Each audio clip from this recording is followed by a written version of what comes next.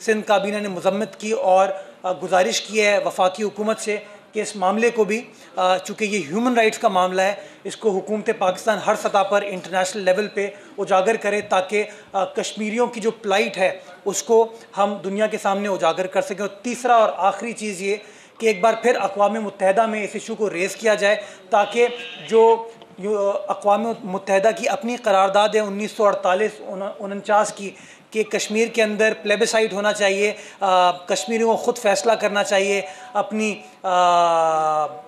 मुस्तक़बिल का, उसके ऊपर एक बार फिर हुकूमत पाकिस्तान अक़वाम मुत्तहिदा के फ़ोरम को ज़ोर दे ताकि उस करारदाद के ऊपर अमल दरामद सही तरीके से हो सके।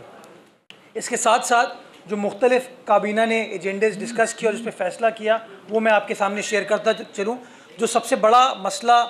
सिंध के डॉक्टर्स का था, जिसके बारे में आपको याद होगा कि तकरीबन कोई 7-8 रोज़ पहले ये मुआहिदा सिंध गवर्नमेंट का और डॉक्टर्स का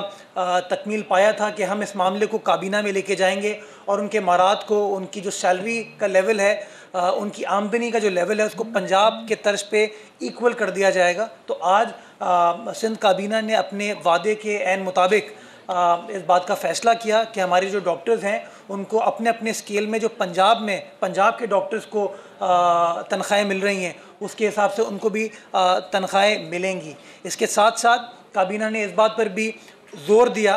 कि की परफॉर्मेंस इंडिकेटर्स अब तय किए जाएंगे और जो जो डॉक्टर अच्छा काम करेगा उसको बिल्कुल उसके कानून के मुताबिक मराहत मिलेंगी, लेकिन जो जो डॉक्टर अपना काम सही तरीके से अंजाम नहीं देगा उसके ख़िलाफ़ कार्रवाई भी सिंध हुकूमत या हेल्थ डिपार्टमेंट करने को हक बजानिब होगी। दूसरा बड़ा अहम इशू वो तक Karachi medical and dental college को यूनिवर्सिटी का दर्जा देने के बारे में फ़ैसला किया गया। ये प्रपोज़ल आया था मेयर कराची वसीम अख्तर की जानिब से सिंध गवर्नमेंट की तरफ कि जी KMDC को आप एक यूनिवर्सिटी का दर्जा दें। तो आज काबीना ने इस बात की मंजूरी दी कि बिल्कुल Karachi medical and dental college को हम एक यूनिवर्सिटी का दर्जा देंगे। इसका एक मसवदा तैयार करने के लिए सिंध हुकूमत ने काबीना की कमेटी को तश्कील दी है, जिसके अंदर मुख्तलिफ वज़रा शामिल हैं जो कि गुफ्तगू शनीद करने के बाद उस ड्राफ्ट को फाइनलाइज़ करेंगे और कराची में इंशाल्लाह एक और medical university, health university Sindh के अवाम के बेहतर मफाद में कायम की जाएगी इंशाल्लाह। इसके साथ साथ सक्कर शहर के अंदर एक यूनिवर्सिटी के क़याम की मंजूरी दी गई है। यूनिवर्सिटी का नाम है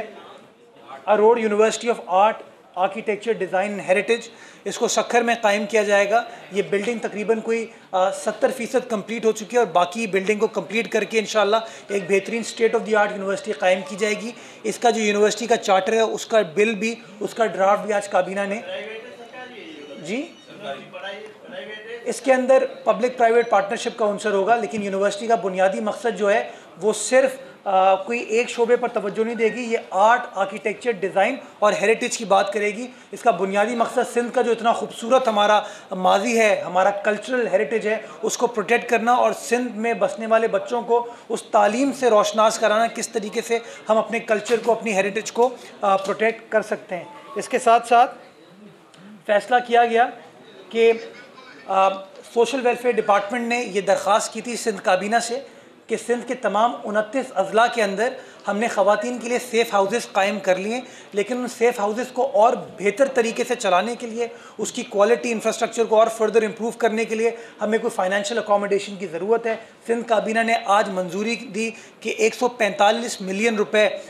सोशल वेलफेयर डिपार्टमेंट को दिए जाएंगे ताकि इन 29 अज़ला के अंदर हमारी माओ बहनों के लिए जो सेफ़ हाउसेस बनाए गए हैं उसको बेहतर तरीके से चलाया जा सके और उसके अंदर तमाम बुनियादी फैसिलिटीज़ को हम और बेहतर तरीके से लोगों को प्रोवाइड कर सकें। इसके साथ साथ जैसा कि आप लोगों को याद होगा 2013 में सिंध हुकूमत ने PPHI से मुआहिदा किया था हस्पताल को, बेसिक हेल्थ यूनिट्स को मैनेज करने के लिए। वो 5 साल पर मुहित एक अग्रीमेंट था, जो अग्रीमेंट एक्सपायर कर गया था। सिंध हुकूमत ने इस बात की मंजूरी दी हेल्थ डिपार्टमेंट को कि आप जो है PPHI के साथ एक फ़र्दर एग्रीमेंट कर सकते हैं 5 साल का, और उसके अंदर कोशिश ये की जाएगी कि PPHI के साथ बैठ के कोई थर्ड पार्टी एवेल्युएशन का एक मेकनिज़म भी तय कर लिया जाएगा। बट जनरली स्पीकिंग काबीना के तमाम अरकान हेल्थ डिपार्टमेंट ने इस बात पर जोर दिया कि बहुत अच्छे तरीके से इस इदारे ने सिंध की आवाम की खिदमत की है। PPHI अच्छे तरीके से चल रहे हैं और लोगों को अच्छी तरीके से फैसिलिटीज़ प्रोवाइड कर रहे हैं। But at the same time government ने कहा कि इसको और बेहतर सिस्टम को बनाने के लिए अगर थर्ड पार्टी एवेल्युएशन ऑडिट का भी कोई मैकेनिज़्म नए मुआहदे में डाल दिया जाए तो और बेहतर होगा। तो इस चीज़ को भी डालने के लिए एक कमेटी तश्कील दी गई है जो कि PPHI से बात करेगी। चूँकि हेल्थ के शोबे की बात करें, मैं एक और अच्छी खबर कराची वालों को दे दूँ कि न्यू कराची के अंदर जो चिल्ड्रंस हॉस्पिटल चल रहा है, जो कि जायका के ताउन से बनाया गया था और जिसको एक प्राइवेट सेक्टर कंपनी मैनेज कर रही थी, उसकी फंडिंग सिंध गवर्नमेंट करती थी। उसके अंदर कुछ डिस्क्रिपेंसीज थी, कुछ इश्यूज थे सिंध गवर्नमेंट और उस प्राइवेट इदारे के दरमियान। आज इस बात की मंजूरी दी गई है कि उसको बाकी जो अदायगियाँ रहती थी उसको पे कर दिया जाएगा। But at the same time उसके मुआहदे के अंदर इन तमाम प्रोविजंस को डाला जाएगा कि कैसे थर्ड पार्टी ऑडिट उसका किया जा सके, कैसे उसकी इंडिपेंडेंट इवैल्यूएशन करा जा सके ताकि बेहतर तरीके से आप बच्चों की खिदमत कर सकें और बच्चों के इलाज मुआलजे की जो फैसिलिटी है उसके अंदर कोई कॉम्प्रोमाइज़ ना हो। इसके साथ साथ बोर्ड ऑफ रेवेन्यू की कुछ तजावीज़ थी बोर्ड ऑफ रेवेन्यू के कानून को बेहतर बनाने के लिए, और ये तजावीज़ नैब की शराकत के साथ एक कमेटी बनी थी जिसने रिकमेंडेशन सिंध गवर्नमेंट को भेजी थी। तो कोई 3 रिकमेंडेशन थी जिनमें से 2 रिकमेंडेशन को फौरी तौर पर काबीना ने मंजूर किया है और इंशाल्लाह उसके लिए जो नेसेसरी कानून साजी है वो कर दी जाएगी। इसके साथ साथ जो सुप्रीम कोर्ट के ऑर्डर्स थे रिगार्डिंग रिमूवल ऑफ इंक्रोचमेंट और कराची मास्टर प्लान के लिए, इस सिलसिले में सिंध काबीना ने एक काबीना कमेटी तश्कील दी है जिसके अंदर minister local government, minister transport, minister culture, adviser law और स्पेशल असिस्टेंट ऑन डिसेबिलिटीज़ जो हैं उसके रुकन हैं, जो कि जो सुप्रीम कोर्ट की गाइडलाइंस हैं उनको मद्देनज़र रखते हुए अपनी सिफारिशात पेश करेंगे। सिंध काबीना ने आज मजमूई तौर पे इस बात पर जोर दिया कि जो तामीरात शहर कराची में कानूनी एतबार से हुई हैं, जो अप्लीकेबल मुसव्वदा कवानीन थे पिछले 15 साल के, जो सिटी काउंसिल की रेजोल्यूशन थी जिसको बार बार हमारे कोर्ट्स ने भी अपहोल्ड किया था, जो कन्वर्जन ऑफ लैंड उस कानून के मुताबिक हुई है उसके बारे में सुप्रीम कोर्ट को बताया जाएगा कि कितनी तामीरात, कितने प्लॉट्स ऐसे थे जिनको उस कानून के तहत कमर्शलाइज़ किया गया। और मजमूई तौर पर एडवोकेट जनरल सिंध काबीना की जानिब से सिंध हुकूमत को ये इल्तिजा सुप्रीम कोर्ट को ये रिक्वेस्ट करेंगे, इल्तिजा करेंगे कि जहाँ जहाँ लोग बसते हैं, जहाँ जहाँ ख़ानदान बसते हैं, वहाँ पर कोई वाया मीडिया तश्कील दिया जाए ताकि लोगों को हम बेघर ना करें। कोई ना कोई ऐसा दरमियाना रास्ता तैयार किया जाए जिसमें शहरियों का नुकसान ना हो। तो कल इंशाल्लाह सुप्रीम कोर्ट में हेयरिंग है। एडवोकेट जनरल साहब जो सिंध काबीना का पॉइंट ऑफ व्यू है वो सुप्रीम कोर्ट के सामने प्रेजेंट करेंगे और उम्मीद करते हैं कि इंशाल्लाह सुप्रीम कोर्ट ये जो ह्यूमन एस्पेक्ट है इसको मद्देनज़र रखेगा और सुप्रीम कोर्ट की जो इस इल्तिजा है, ये जो दरख्वास्त है कराची में बसने वालों के बिहाफ पे, कराची वालों के बिहाफ पे, इसके ऊपर कोई दाद रसी की जाएगी। इसके साथ साथ थर कोल मंसूबे के अंदर जो हमारी कंपनी है Sindh Engro coal mining company, उसके कुछ इश्यूज़ LBOD से रिलेटेड थे, उसके बारे में बात की गई कि नेस्पाक के थ्रू वो काम कराया जाएगा। बट उसके साथ साथ जो मैं समझता हूँ बड़ी इंपॉर्टेंट फैसला आज काबीना ने किया कि तकरीबन 5 शुगर मिल्स हैं जिनको ये ताकीद की गई है कि वो जो पानी नहर में फेंका जाएगा वो पानी ट्रीट करके फेंकेंगे, वो ऐसे नहीं फेंकेंगे। तो आज काबीना ने इस अहम मसले पर भी फैसला कर दिया है और इंशाल्लाह सिंध एनवायरमेंटल प्रोटेक्शन अथॉरिटी को ताकीद की गई है कि मेक श्योर करें कि इन तमाम शुगर मिल जो हैं जो अपना जहरीला पानी फेंकते हैं उसको ट्रीट करने के बाद फेंका जाए ताकि कोई नुकसान सिंध में बसने वाले शहरियों को ना हो पाए। K4 से रिलेटेड एक थर्ड पार्टी एवेल्युएशन का मुसव्वदा लोकल गवर्नमेंट डिपार्टमेंट की जानिब से आया था, क्योंकि बहुत सारी बातें की जाती हैं इसके डिज़ाइन के बारे में। तो सिंध हुकूमत ने मुनासिब समझा, ज़रूरी समझा कि इसकी थर्ड पार्टी इवैल्यूएशन कराई जाए कि आया कोई इसके अंदर कोई इशू है तो आज इस स्टेज पे इसको रिजॉल्व कर लिया जाए ताकि फ़र्दर कोई प्रॉब्लम ना हो। तो इस बात पर आज काबीना ने नेस्पाक को एक कॉन्ट्रैक्ट, चूँकि वो सरकारी इदारा है, उसको ये कॉन्ट्रैक्ट देने का फ़ैसला किया ताकि नेस्पाक जल्दी से इस प्रोजेक्ट को एवेलुएट कर सके, अपनी गाइडलाइन सिफारिशात दे सके ताकि बेहतरीन तरीके से हम K4 के मंसूबे को देख सकें और एक बेहतर अंदाज से K4 मंसूबे पर अमल दरामद की जा सके। इसके अलावा हेल्थ डिपार्टमेंट ने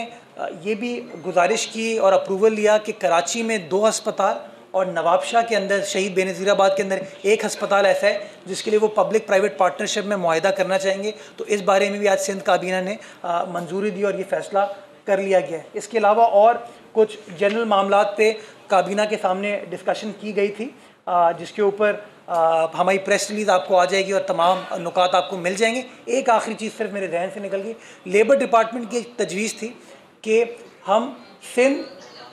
occupational health and safety council तश्कील दें। तो उसके लिए कुछ नॉमिनेशंस लेबर डिपार्टमेंट की जानिब से काबीना के सामने आए थे। काबीना ने आज उस बात की भी मंजूरी दी कि सिविल सोसाइटी से जिन 3 लोगों को नॉमिनेट करने हैं वो 3 लोग कौन होंगे, तो इस बात की भी मंजूरी दी जा चुकी है। उसका नोटिफिकेशन अगले चंद रोज़ में हो जाएगा। बहुत शुक्रिया। आपने कहा कि इन आइटम्स के साथ कुछ जनरल आइटम्स थे, क्या उनमें ये आइटम था कि स्पीकर आगा सिराज दुरानी को जिस तरह ने पकड़ा है और उसके घर पर जिस तरह का छापा मारा गया, क्या काबीना में ये बात हुई, उस पर तशवीश का इज़हार किया गया, मजम्मत? देखिए, आपको याद होगा कि जुमे के रोज़ जो सिंध असम्बली का इजलास हुआ था उसमें स्पीकर आगा सिराज दुरानी को हिरासत में लेने के मामले को टेकअप किया था सिंध असम्बली ने, और मौजूद सिंध असम्बली ने एक रेजोल्यूशन पास की थी जिसके अंदर सिंध असम्बली ने सिंध हुकूमत को और सिंध के चीफ मिनिस्टर को ये डायरेक्शन दी थी कि आप इस मामले को टेकअप करें, उसकी इन्वेस्टिगेशन होनी चाहिए। जो मरासला, चूँकि फ्राइडे को ये चीज़ रेजोल्यूशन पास हुई थी, एजेंडा इसका कंप्लीट हो चुका था, इसलिए आज ये चीज़ टेकअप नहीं की जा सकी। इसको टेकअप होना था एनी अदर आइटम में, बट चूँकि वक्त की किल्लत थी इसलिए इसको टेकअप नहीं कर पाए। बुध के रोज़ सुबह 9 बजे जो इजलास होगा इंशाल्लाह उसके अंदर ये इशू टेकअप किया जाएगा। और मैं समझता हूँ इसमें कोई दो राय नहीं है, जो सिंध असम्बली की करारदाद है उसको अमल दरामद कराना मैं समझता हूँ सिंध हुकूमत की बुनियादी जिम्मेदारी है। इंशाल्लाह उसको अमल दरामद कराने के लिए जो कुछ भी सिंध गवर्नमेंट को करना पड़ा वो करेंगे। ये इनको कह दिया, इसके बाद में आपका सर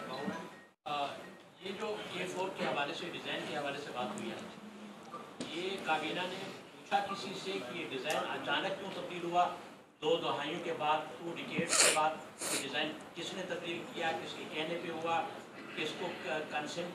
किसकी कंसेंट से हुआ, और हुकूमत सिंध को क्यों नहीं एतमाद में लिया गया? इस हवाले से कोई बात हुई? और जो कास्ट एस्केलेशन है डिज़ाइन तब्दीली के बाद, इसके बारे में सुना है कि नैब भी तहकीकात कर रही है, क्या ये मामला ज़ेर गौर है? देखिए, नैब तो हर मामले पर जिस पर चाहे तहकीकात और तफ्तीश अपनी कर सकती है। गो कि हम उस पर ऑब्जेक्शन हमारी बार बार आते हैं कि जो पब्लिक ओरिएंटेड प्रोजेक्ट्स हैं उसके अंदर इस तरह की इंक्वायरीज जो हैं वो अल्तवा का शिकार कर देती हैं प्रोजेक्ट को। ये जो कॉस्ट है मैं समझता हूँ इसके बारे में भी एक परसेप्शन है। मैं समझता हूँ कि जब इस प्रोजेक्ट की मंजूरी दी गई थी 2007 में, तो बहुत सारे बुनियादी उनसर थे जिनको अकोमोडेट नहीं किया गया था। प्रोजेक्ट को सस्ता शो करने के लिए 2007 में एक कम प्राइस पर इसकी मंजूरी दी गई, और बाद में जब 2016 में इस पर काम स्टार्ट हुआ तो पता चला कि इसके अंदर फला चीज़ों की शॉर्ट कमिंग है जिसको पूरा करना ज़रूरी होगा, वरना K4 का प्रोजेक्ट प्रॉपर तरीके से इम्प्लीमेंट नहीं हो पाएगा। कॉस्ट की एस्केलेशन इस वजह से हो रही है, और जो लोग भी इस प्रोजेक्ट को 2007 में एडवाइस कर रहे थे मैं समझता हूँ जिम्मेदारी उनके ऊपर आयद होती है, और आज काबीना में इस बात पर बिल्कुल डिस्कशन हुआ। But at the same time Sindh काबीना ने मुशीर इत्तलात सिंध मुर्तज़ा वहाब कराची में प्रेस कॉन्फ्रेंस कर रहे हैं। उनकी जानिब से ये कहा गया कि सिंध हुकूमत ये मुतालबा करती है कि कश्मीर के मामले पर हुकूमत पाकिस्तान अक़वाम मुत्तहिदा की करारदादों पर अमल करवाने के लिए आलमी बरादरी पर जोर दे।